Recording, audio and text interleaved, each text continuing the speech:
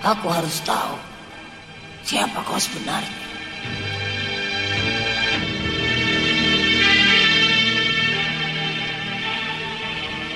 Kakak mau kemana?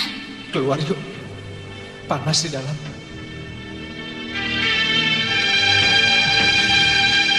Ada satu tugas lagi untukmu, Grandong. Selidiki Raden Samba.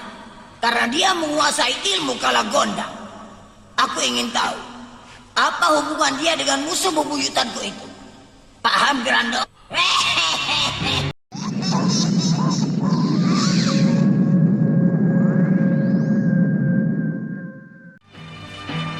Kenapa, Kek? Kau tidak merasakan sesuatu, Rindi? Merasakan apa? Coba kau cium di sekitarmu.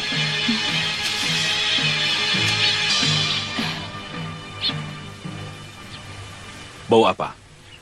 Si Grandong. Betul, berarti si Grandong baru lewat di sini.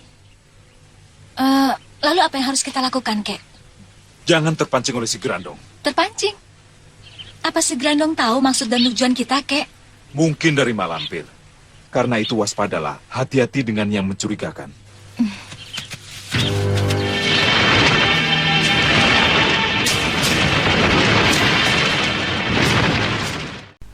Di awal episode ini, kita langsung menuju pada Raden Samba dan Dewi Sendok yang di saat itu sedang berduaan di dekat gua tempat Mak Lampir berada.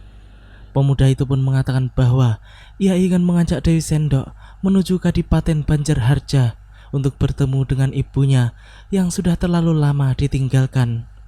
Raden Samba memang putra Adipati Kadipaten Banjarharja yang mengembara dan bertemu dengan siluman ular murid Mak Lampir tersebut. Di tengah pembicaraan mereka, mendadak saja muncullah seorang lelaki berambut merah yang langsung menyambar Dewi Sendok dan membawanya kabur. Wanita itu pun langsung menjerit-jerit meminta pertolongan. Melihat semua itu, Raden Samba pun tidak tinggal diam. Ia pun langsung berusaha mengejar dengan mengeluarkan seluruh kemampuan ilmu meringankan tubuhnya. Orang tak dikenal itu pun kemudian menurunkan Dewi Sendok pada tempat yang agak lapang, lalu menotoknya dengan cepat sehingga membuat wanita itu pun pingsan seketika.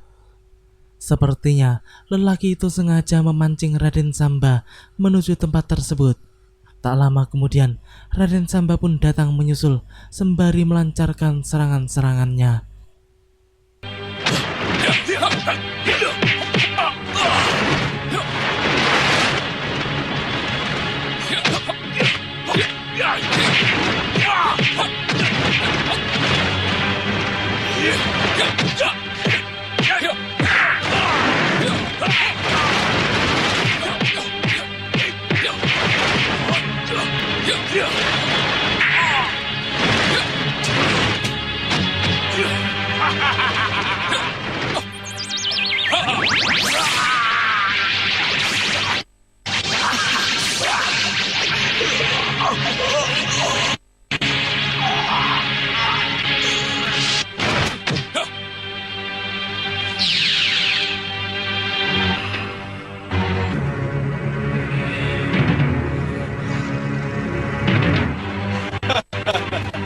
Grandong.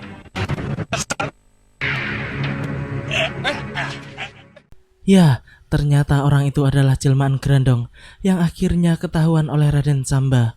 Makhluk jelek itu pun langsung kabur karena malu kedoknya telah dapat dibongkar. Semua itu jelas karena pertolongan Kalagondang yang sejak kemarin dulu sedang bersembunyi di dalam cincin Raden Samba. Kini, Raja Jin Merah itu pun menyuruh Raden Samba untuk menuruti semua kemauan Mak Lampir serta Dewi Sendok agar mereka tidak curiga dengan dirinya. Selanjutnya, Raden Samba pun diajak menuju markas Mak Lampir dan di sana pemuda itu pun menjadi takjub dengan kemegahan istana tersebut. Mak Lampir pun menjelaskan kalau dirinya adalah pemilik istana megah tersebut sekaligus penguasa manusia dan jin. Ia adalah raja di raja dari semua raja yang ada di tanah Jawa Dipa tersebut. Setelah berada di singgasananya, Mak Lampir pun kemudian memanggil Dewi Sendok untuk mempertanyakan tentang rahasia kekuatan Kalagondang yang dimiliki oleh Raden Samba, yang Grandong pun juga telah merasakannya. ada rahasia yang disembunyikannya. Rahasia apa, Guru? Tugasmu untuk mengorek rahasia itu. Ya, Guru. Dia memiliki tenaga kala gondang.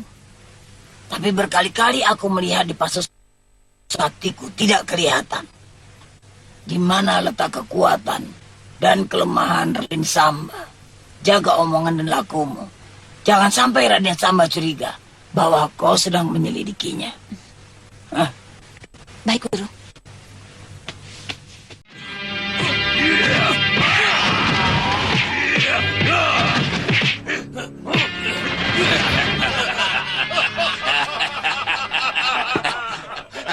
Kiai Jamas bisa dikalahkan oleh muridku, si Grandong.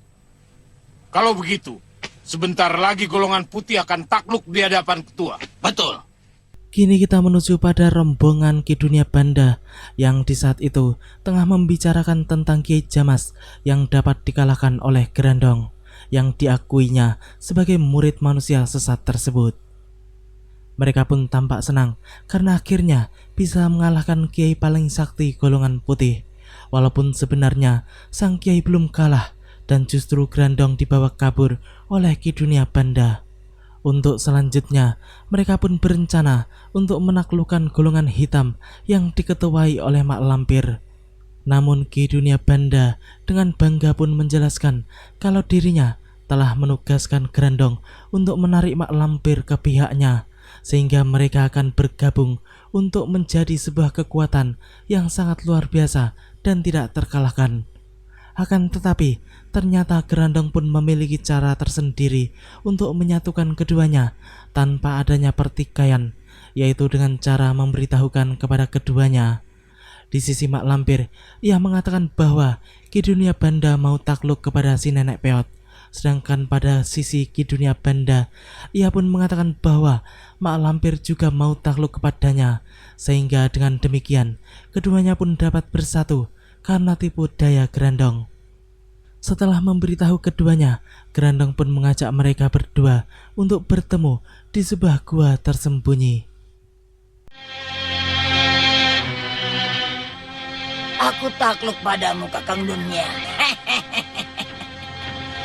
Apakah Kakang tidak takluk padaku? Jawab, Kakang. Apa Kakang tidak takluk padaku? Hah? Nyai, Kakang. celaka Den! Celaka 12. Ada apa, Kal Gondang? Celaka buat Raden. Kenapa? Ki Dunia Banda bersatu dengan si Lampir. Celaka. Alamat akan muncul kerusakan dunia. Apa maksudmu? Aku belum mengerti. Ki Dunia Banda itu guru kanuragan yang kesaktiannya di atas orang sakti. Coba Raden bayangkan, Kiai Jamas saja yang sakti itu bisa dikalahkan. Anika takut. Bukannya takut, Raden. Aku merasa sia-sia saja melindungi kamu. Tapi, Den, jika aku harus berhadapan dengan si Lampir dan Ki Dunia Banda itu, Raden harus menyelamatkan diri secepatnya. Ayo. Kala Gondang pun langsung mengajak Raden Samba untuk segera kabur dari markas Mak Lampir, sebab dirinya akan sulit untuk melindungi pemuda itu jika Mak Lampir sampai bergabung dengan Ki Dunia Banda serta Grandong guna menghadapinya. Namun baru saja mereka keluar dari istana megah tersebut, mendadak saja mereka dihadang oleh para penjaga yang tiba-tiba saja muncul. Pertarungan pun akhirnya terjadi karena orang-orang itu memang tidak ingin membiarkan tawanannya lolos begitu saja, sebab Mak Lampir telah berpesan kepada mereka untuk menjaga Raden Samba dengan ketat. Akan tetapi Raden Samba bukanlah tandingan mereka, apalagi Kala Gondang yang kesaktiannya jauh di atas para pengikut si Lampir tersebut. Mereka pun akhirnya dapat dibantai dengan mudah oleh keduanya.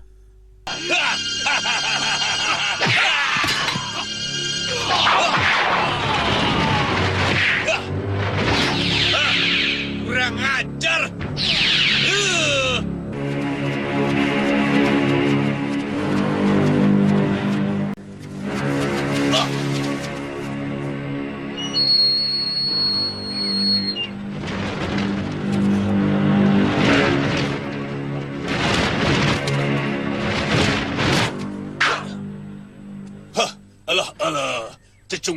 cecunguk deui. Raden, sepertinya ini urusan Raden. Ayo kita ke sana. Ya, lagi-lagi mereka berdua dihadang oleh orang-orang tak dikenal yang sepertinya adalah rombongan para perampok. Untuk kali ini, Kalagondang pun menyerahkan urusannya kepada Raden Samba agar pemuda itu menghadapinya sendirian. Sebab untuk menghadapi kerocok-kerocok seperti itu, dirinya tidak perlu campur tangan. Benar saja, karena memang kenyataannya Raden Samba dapat mengatasi lawan-lawannya dengan cukup mudah. Namun jumlah mereka begitu banyak, sehingga akhirnya mau tidak mau Kalagondang pun sedikit membantu agar bisa lebih cepat menuntaskan perlawanan manusia-manusia asing tersebut. Iya. Siapa dulu punya? Memang enak.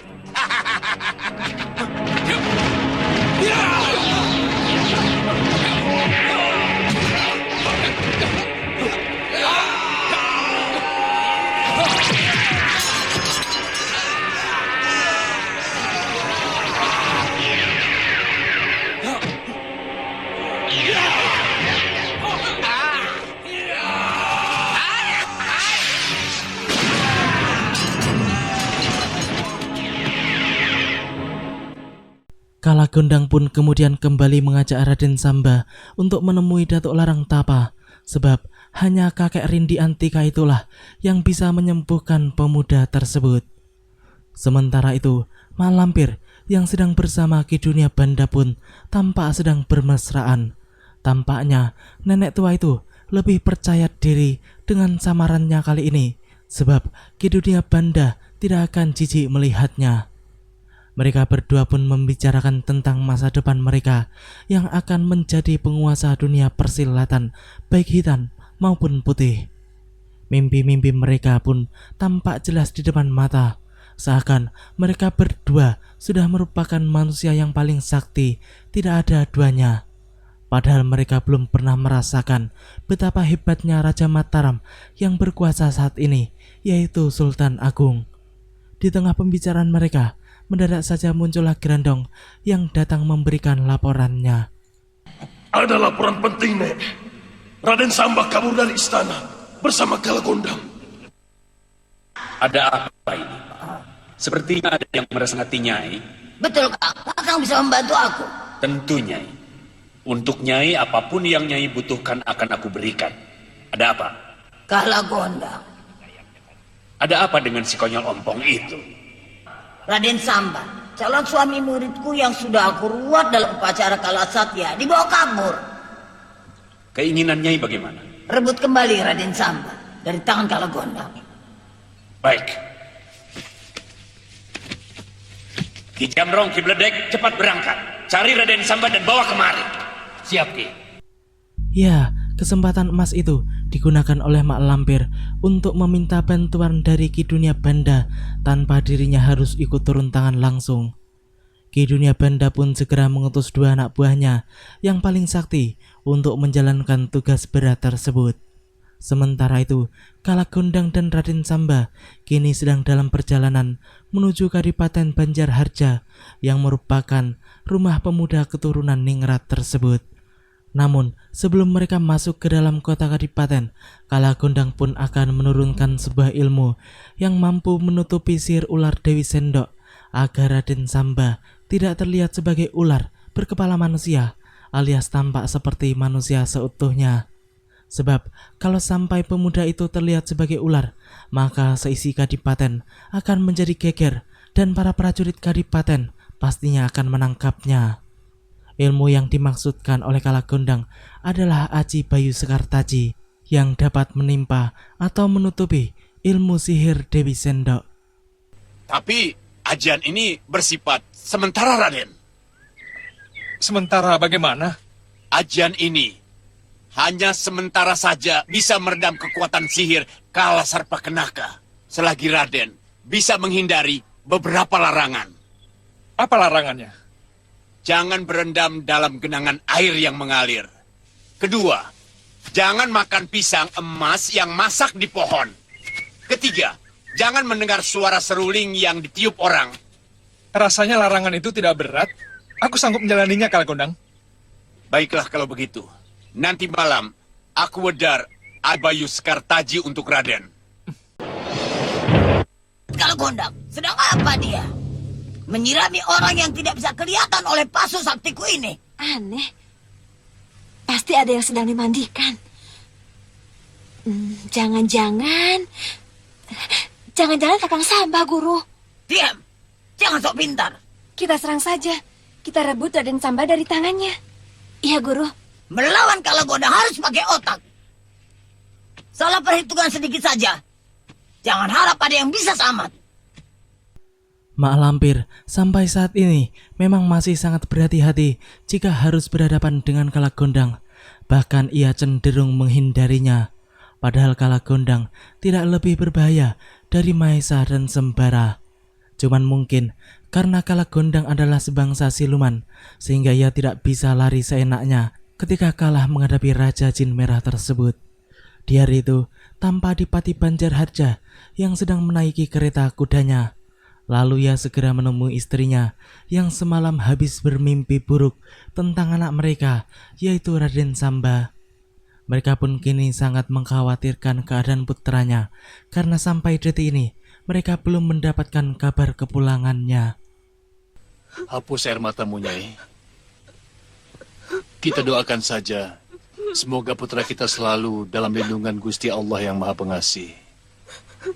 Ya? Aku sangat khawatir, Kakak. Sampai saat ini, anak kita belum ada kabar beritanya.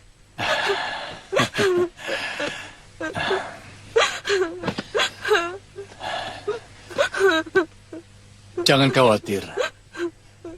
Aku akan suruh orang-orang untuk mencarinya. Di sisi lain, tampak Kalagondang dan Raden Samba yang tampaknya hampir sampai di kota Kadipaten Banjarharja. Raja Jin Merah itu pun kembali mengingatkan tentang pantangan yang harus dihindari oleh Raden Samba agar pemuda itu benar-benar bisa menjauhinya sejauh-jauhnya. Sebab kalau sampai salah satu pantangan saja dilanggar, maka Aji Sekartaji Kalagondang akan musnah dan malapetaka akan menimpa dirinya. Raden Samba pun kembali meyakinkan Kalagondang kalau pantangan itu sangat mudah bagi dirinya. Ia tidak menyadari bahwa di salah satu wilayah Kadipaten Banjarharja di saat itu sedang ada seorang tukang sulap sekaligus tukang obat yang sedang bermain suling dengan tarian ular. Tampaknya orang itu adalah orang asing yang sengaja datang ke tanah Jawa guna mencari penghidupan. Di tengah kesibukannya itu, mendadak saja ada segerombolan orang usil yang hendak mengerjainya. Namun ia terlebih dahulu menyadari ancaman tersebut.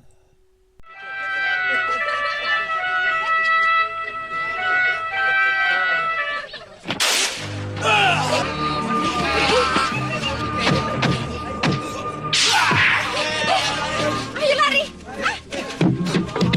Waduh, berantakan semua, Tuan. Makanya, Tuan, saya bilang juga apa? Di sini orangnya jahil-jahil, Tuan. Mereka itu suka menjajal ilmu para pendatang, Tuan. Makanya para pedagang obat pada kapok, tidak berani datang ke sini lagi, Tuan. Saya tidak menyerang. Saya melindungi ular saya. Ah, kurang ajar. Ayo, hajar dia.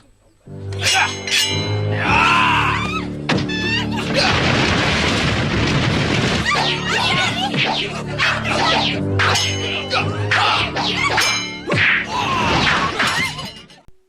Karena merasa tidak terima, akhirnya orang-orang itu pun langsung melancarkan serangannya kepada orang asing tersebut. Dan ternyata tukang obat itu bukanlah manusia sembarangan. Ilmunya cukup tinggi jika dibandingkan dengan para manusia tampang perampok yang mengeroyoknya. Orang-orang itu pun tumbang satu persatu di tangannya, sehingga membuat para penduduk menjadi ketakutan dan menjerit-jerit histeris. Namun mereka tidak menyingkir atau lari dari tempat tersebut, sebab mereka penasaran dan ingin mengetahui sepak terjang orang asing tersebut. Apakah ia bisa mengalahkan para berandal tersebut, ataukah justru ia sendiri yang dapat dikalahkan? Dan kenyataannya, orang asing itu memang bukanlah tukang obat biasa. Ia memiliki ilmu yang sangat hebat. Apalagi serulingnya itu yang sepertinya juga merupakan senjata pamungkasnya. Kalau dilihat dari perawakannya, kemungkinan orang itu berasal dari tanah Hindustan.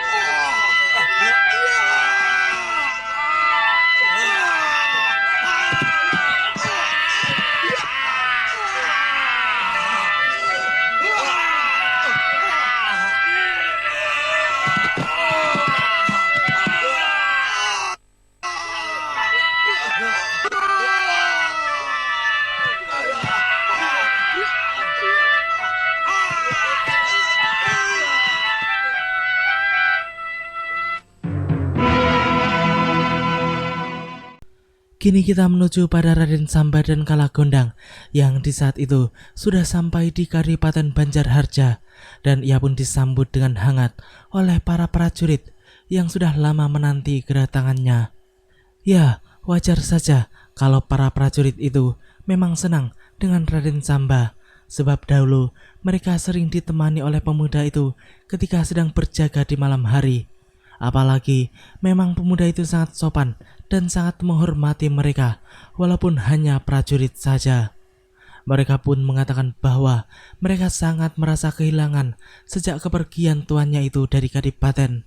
Pemuda itu pun kemudian menanyakan tentang keberadaan Ki Lupit, pengasuhnya yang sudah lama terpisah. Apakah Ki Lupit sudah pulang ataukah belum? Oh iya, Ki Lupit apa sudah pulang, Ki? Loh, kan pergi bersama Raden. Seharusnya kami yang bertanya, kenapa Raden tidak dengan Ki Lupit? Kami berpisah di suatu tempat. Aku pikir dia sudah pulang kemari. Belum, Den. Kalau dia pulang, tolong beritahu aku secepatnya, Ki. Iya, Den. Iya. Ingat, Raden, jangan melanggar pantangan. Kalau tidak, orang sekadipaten akan geger melihat Raden. Dan orang tua Raden pasti akan membunuh Raden karena malu. Terima kasih atas peringatannya, Ki.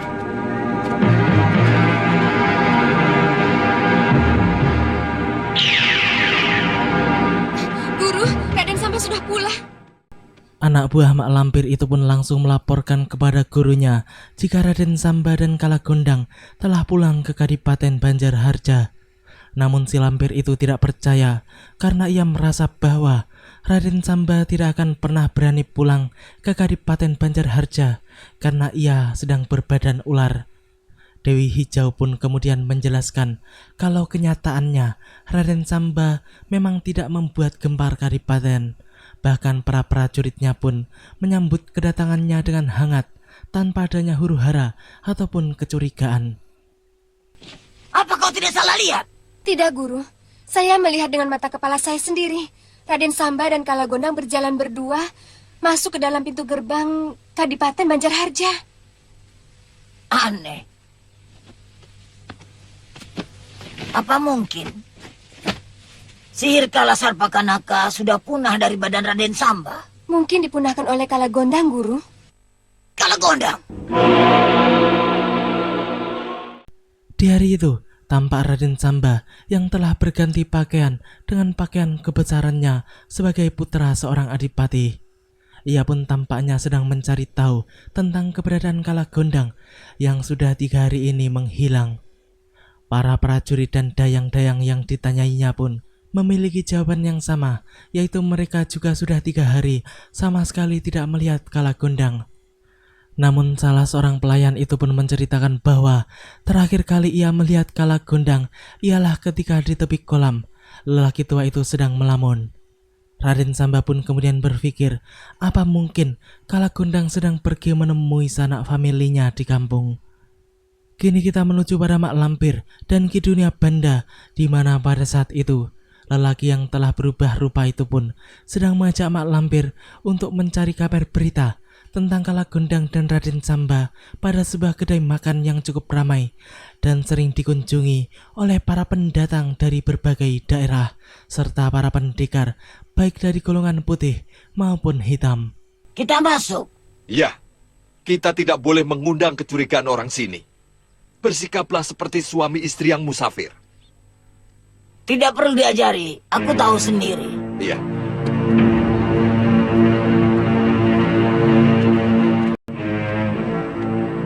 Pelayan. Makan, Ki. Apa ada orang masuk warung mau nyangkul? Maaf, Ki. Maksudnya mau makan apa? Keluarkan semua makanan yang enak. Baik, Ki.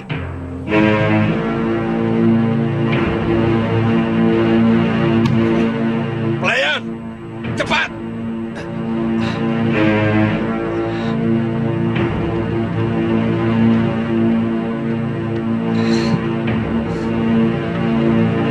Jang, apa kata orang-orang yang menjadi tamu di sini tentang Kadipaten Banjarharja? Tidak tahu, Ki. Jangan bohong. Betul, Ki. Saya tidak pernah memperhatikan omongan para tamu. Ada apa, Ki? Maaf, ada apa? Aku sedang mencari warta Kadipaten Banjarharja. Kau pasti tahu dari para tamumu. Demikianlah alur cerita di episode kali ini. Nantikan kelanjutan kisahnya di episode yang akan datang. Terima kasih bagi teman-teman semua yang udah mau nonton.